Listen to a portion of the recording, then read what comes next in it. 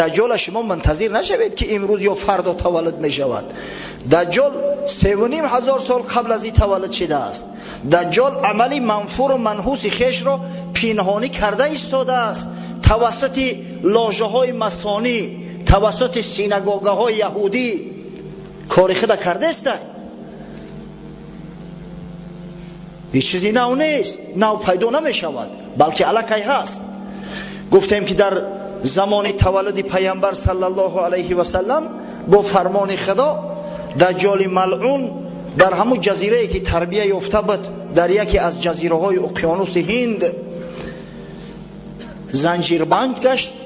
مدت 63 سال در غول و زنجیر بود و یکی از صحابگان پیغمبر صلی الله علیه و سلم تمیم داری ای را برای ما روایت کرده است.